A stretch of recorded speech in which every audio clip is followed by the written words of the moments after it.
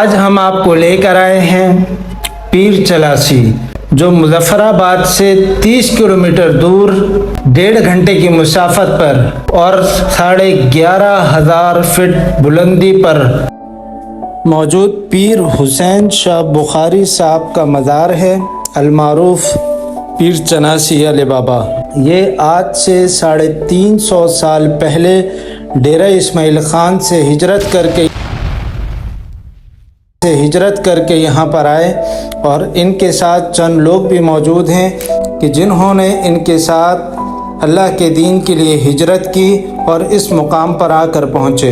ये दरबार के साथ साथ एक सयाहती मुकाम की शक्ल इख्तियार कर चुका है और यहाँ पर दरबार पे आपको हर तरह के लोग मिलेंगे, हर मसलक हर फ़िरके के लोग मिलेंगे।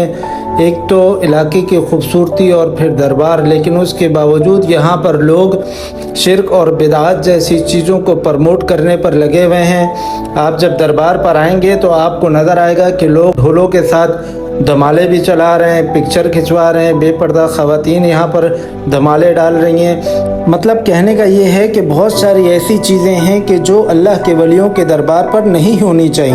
अब वो अल्लाह के वली के दरबार के ऊपर इस तरह की चीज़ें अगर की जाएँ तो लोगों तक गलत मैसेज पहुँचता है। तो लिहाजा पीर हुसैन शाह बुखारी रहमतुल्लाह अलैह के मज़ार पर हमने आज हाज़िरी दी है और मज़ार के बिल्कुल सामने हमें पाक फ़िज़ाइया का ऑफिस भी नज़र आया, जहाँ पर एक रेडार नस्ब था जो मुल्क के दिफा के लिए है। और फिर उसके बाद अकब में दुकानें भी मौजूद हैं जहाँ पर चादरें वगैरह तमाम चीज़ें दस्तयाब हैं और ज़रूरत ज़िंदगी की बात चीज़ें इंसान को वहाँ आसानी से मिल जाती हैं। और वहाँ खड़े खड़े इतने हसीन नज़ारे के बादल इतने प्यारे पहाड़ों को छूते हुए और हम बादलों से ऊँचे, मतलब बहुत ही एक पुरफ़िज़ा मुकाम और बहुत सुकून दह जगह थी। फिर हमने मज़ार के ऊपर फोकस किया, हमने कहा चलें कि देखते हैं कि इस मज़ार पर जो लोग हैं वो क्या करने आते हैं।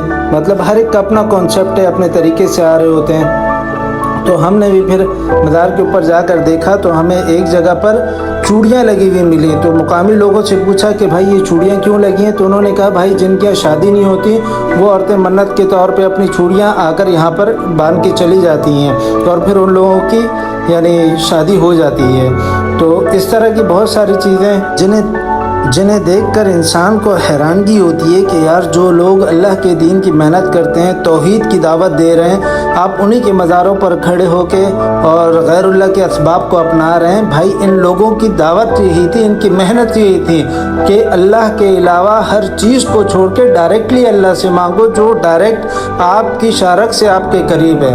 तो इन अल्लाह के वलियों का असल मकसद ये था कि इंसान का रिश्ता अल्लाह से जोड़ना, हर मुश्किल परेशानी दर्द गम तकलीफ़ के अंदर डायरेक्ट अल्लाह को पुकारना।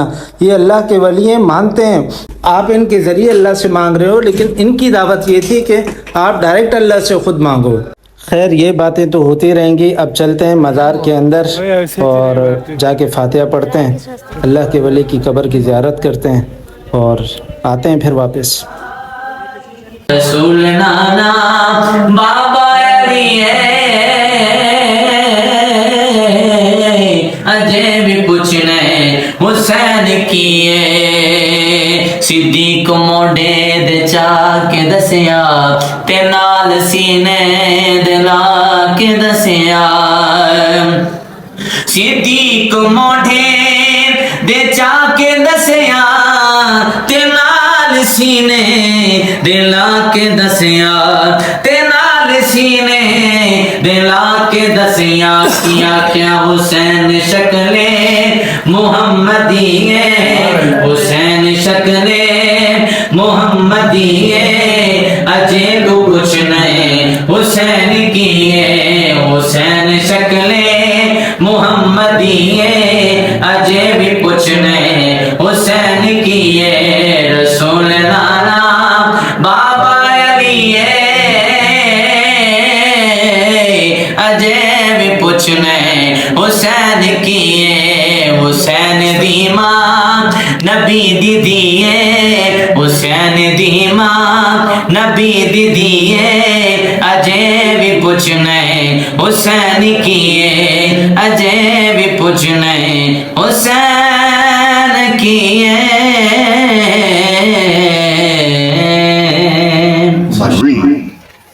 3, 2, 1 باقی تمام چیزیں آپ نے بلاگ میں دیکھ لی ہیں. یہ پیر چناسی کا مزار ہے اور یہ نیچے قبریں ہیں ساری.